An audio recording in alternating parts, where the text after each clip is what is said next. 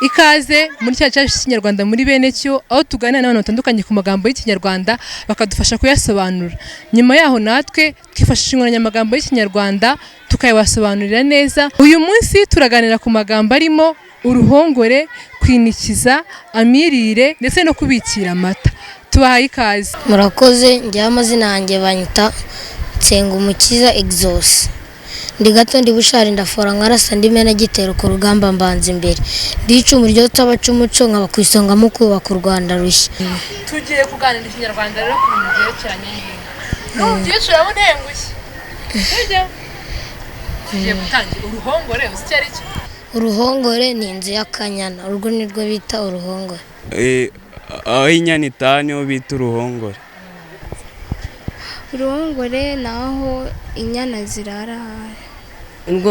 Uruhongore ni inzu y'inyana arirwo bita uruhongore nyine. Kwinikiza nziko ari nko gutangira, kwinikiza amahamba.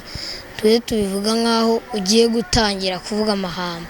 Kwinikiza ni igihe waba watangiye gukama. Kwinikiza numva kwinikiza ari nko gufata nyine ibintu ukabishyira mu mazi nyine cyangwa se ukuntu bafata inuza imyumbati nyine iba idashobora nyine yindi baba baranitse ku zuba nyine yarumye barangiza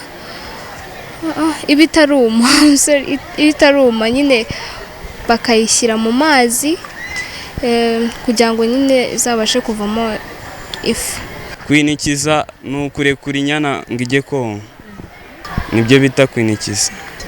Amirire ni amata yiriwe, ibyo nibyo bita amirire. Amirire ni amata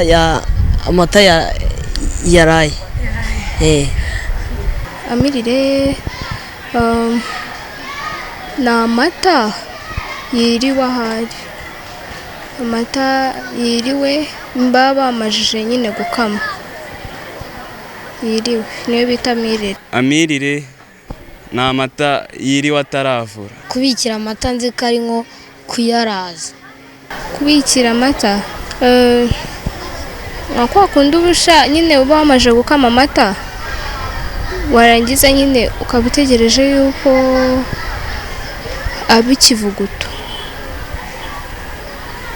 Ibyo bita kuyabikira. Kubikira amata. Bikira amata. Bikira amata. Nko kuyabika. Kuyabika gute sikashyira mu kuyabika nyine kugenda nka kuriya barangiza gukama nyine bakagenda bakayafata bakayashyira ku ruhimbi. Kubikira amata ni igihe baba bayagize bayabitse kugira ngo bategereje ikaba ikivuguto. Urakoze cyane. Urakoze. Nyuma yo kumva ubusobanuro butandukanye abantu batanze ku magambo twaganiriyeho uyu munsi, reka natwe twifashishe inkoranyamagambo y'ikinyarwanda tuyabasobanurire. Ijambo rya mbere twaganiriyeho uyu munsi ni uruhongore. Uruhongore ni inzu y'inyana cyangwa se ikiraro cy'inyana. Aho inyana ziba niho bita uruhongore. Irindi jambo twaganiriyeho uyu munsi ni kwinikiza. Kwinikiza ni ugutangira gukama. Igihe umuntu atangiye gukama nibyo bita kwinikiza. Ijambo rindi twaganiriyeho uyu munsi ni amirire. Amirire ni amata yiriwe. Ayo niyo bita amirire. Ijambo rya nyuma twaganiriyeho uyu munsi ni kubikira amata. Kubikira amata ni igihe umuntu amenya amata ariko abishaka. Murabizi ko iyo umuntu amenya amata atabishaka babyita kuyabogora, ariko igihe umuntu amenya amata abishaka babyita kubikira amata. Ayo niyo magambo twari twaganiriyeho kuri uyu munsi. Reka mbashimire mwebwe mwese twabonye uyu munsi mu cyacu cy'ikinyarwanda muri bene cyo. Nizere ko mwungukiyemo ibintu byinshi bitandukanye. Mbararikiye no kuzakurikirana icy'ubutaha. Mwari kumwe nanjye Emeline Mbabazi, ndabashimiye.